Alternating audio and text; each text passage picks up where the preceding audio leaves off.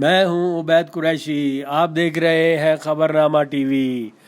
تحریک خدام اہل سنت والجماعت کا اہم اجلاس، تحفظ بنیاد اسلام بل کی پنجاب اسمبلی میں منظوری پر مبارکباد پیش کی۔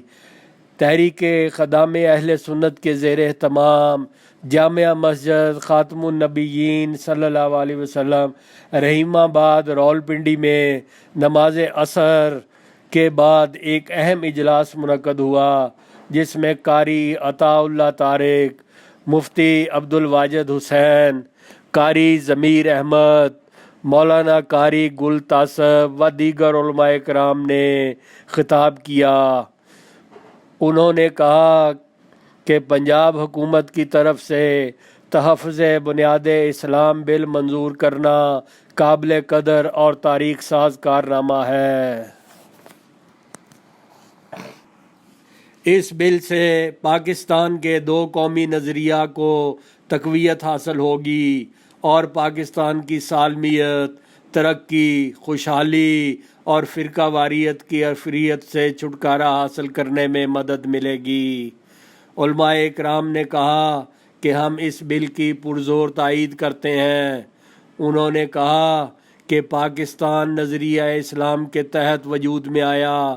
پاکستان کی بنیاد اسلام اور اسلام کی بنیاد قرآن اور صاحب قرآن پیغمبر اسلام صلی اللہ علیہ وسلم اور آپ کے آل اور اصحاب ہیں۔ جب تک اسلام کی بنیاد مضبوط نہیں ہو جاتی، پاکستان کو استحکام حاصل نہیں ہوگا۔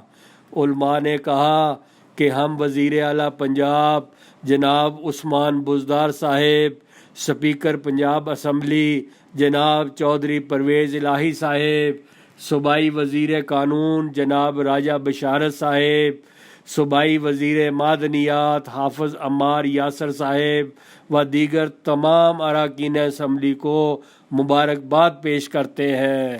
شکریہ۔